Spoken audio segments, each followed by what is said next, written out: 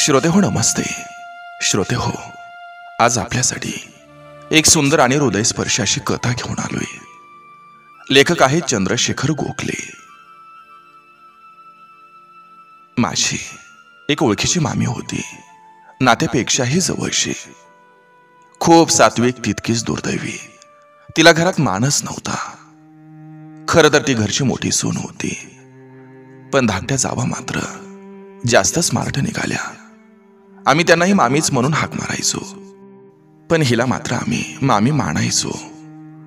एक तरुणा मुलगा खंगत खंगत गेला आणि मोठा मुलगा विचारत नव्हता. तसं कोणीच विचारत नव्हतं. त्यात हा एक मामीला सून मिळाली, ते पण हुशार. तिनं 2 दिवसात आपल्या सासूला झोकलं, पण तिची योग्यता नाही ओळखली. श्रीधर स्वामींची ती निस्सीम भक्त होती मामी. त्या ज्ञानेश्वरी आणि त्यावर श्रद्धा चढली. पण काय घरातल्या शूद्र राजकारणात तिचं मन रमलंच नाही. मग कसलं मान अपमान. घराचं काबाड कष्ट उरकून ती दत्ताच्या देवळात जाऊन बसायची. लेकी सुनानी भरलेलं घर, पण वेळेला कधी कधी 1 रुपया नसायचा तिच्याकडं. मध्ये पाय मोडला, त्याकडेही तसं दुर्लक्षच झालं. म्हणजे खरं तर दुर्लक्ष केलं त्यामुळे कायमचं लंगडेपण आलं. तर एवढ्या जवळची कामं झाली की बाथरूम मध्ये एक पाय पसरून ती बसायची. 4 बादल्या कपडे धुवायचे. संसारातून विरक्त होणं वेगळं आणि संसारातून अंग काढून घेणं वेगळं. तर तिच्या सुनेनं संसारातून अंग काढून घेतलं होतं. सणवार असोत किंवा व्रत वैकल्याचा दिवस, ती आपली छान पलंगावर लोळत असायची. नवरा यायच्या वेळी मात्र लाली लिपस्टिक पावडर लावून त्याच्या पुढं पुढं केलं की नवरा खुश व्हायचा. तसा टोनगाच होता तो त्यापेक्षा कोडगा होता. अगदी नवस करायच्या बेतात असताना त्याला बायको मिळाली होती, त्यामुळे तो स्वतःला धन्य धन्य समजत होता. मग त्याला 2 मुलं झाली. मामीचं काम अनेक वाढलं. मग कित्येकदा एक भुक्त उपवासाच्या वेळी ती रात्री वाटीभर दूध प्यायची. तेही दुरापास्त झालं होतं. मामी कधी आमच्याकडे आली तर आई तिला पोटभर खायला घालून पाठवायची.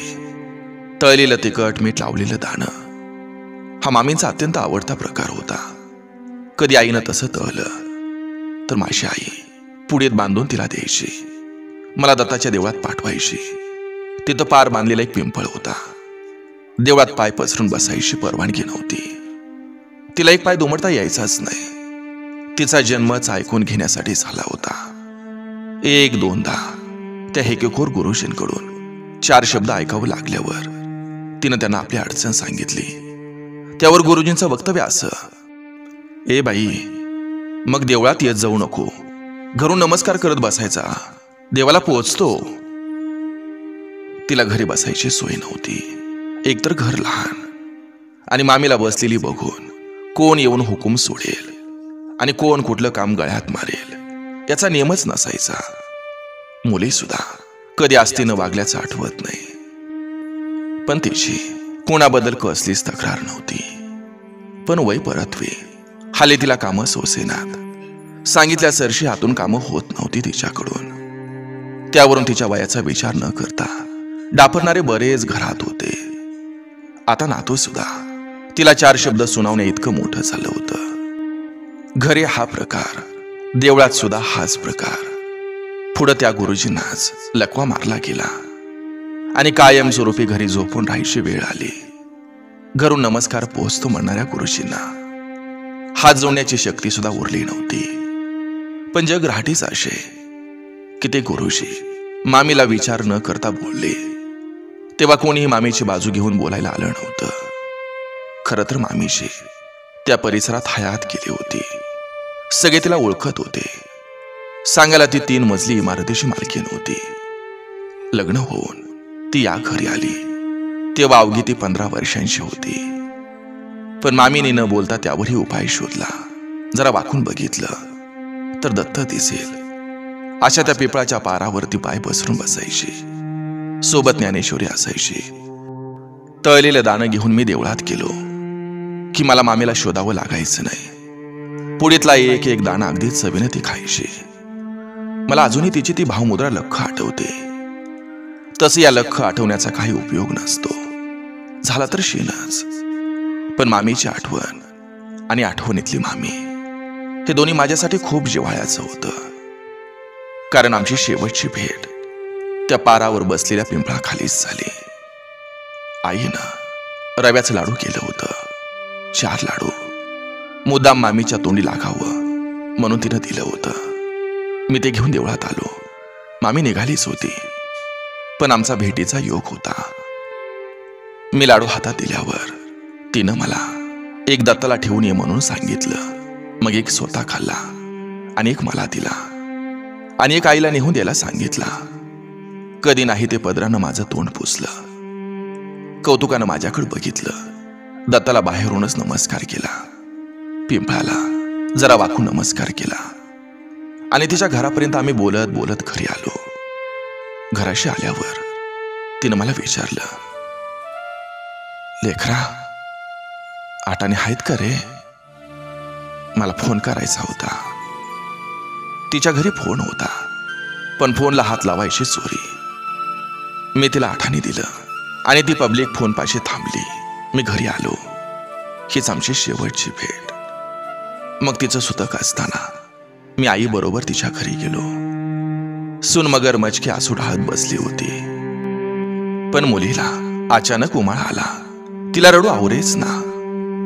माझी आई तिला म्हणून गेली, बाई वणू, नशीब ग बाई तुझं. तू इथं राहायला आली होतीस, त्यामुळं तुझी भेट तरी झाली. नाहीतर कसं झालं असतं ग? कारण वणूताईचं ना आपल्या भावाशी पटायचं ना वहिनीशी पटायचं, म्हणून ती माहेरी कधी यायचीच नाही. बया, मग तू नेमकी आता कशी आलीस ग? काहीतरी जाणवलं असेल ना तुला? पण वणूताई हांबरडा फोडत फोडत म्हणाली, अहो छायाताई, आईला आपण जाणार हे आधीच कळालं होतं. तिनं मला फोन करून बोलावून घेतलं. परवा संध्याकाळी मला तिचा अचानक फोन आला आणि म्हणाली ती, ए लेकरा, तू आलीस तर मला खूप बरं वाटेल ग, आणि नाही आलीस तर मी अडून राहीन असं नाही ग. पण अजून पूर्ण विरक्ती यायला वेळ आहे. जायच्या आधी तुझ्या हातून वाटेभर दूध प्यायची इच्छा आहे ग. तुम्हाला सांगते, भागवत एकादशी होती. तिचा उपवास होता. रात्री वाटेभर दूध प्यायची वहिनीकडे तिनं कटाक्ष टाकला. ती म्हणाली, मिळालं तर. आता अचानक आलेल्या अशा फोनवर कोण विश्वास ठेवणार? पण माझी सासूबाई म्हणाली, तू जा बापडी, बोला फुलाला गाठ पडली तर तुला जन्मभराचं लागेल, तू जा.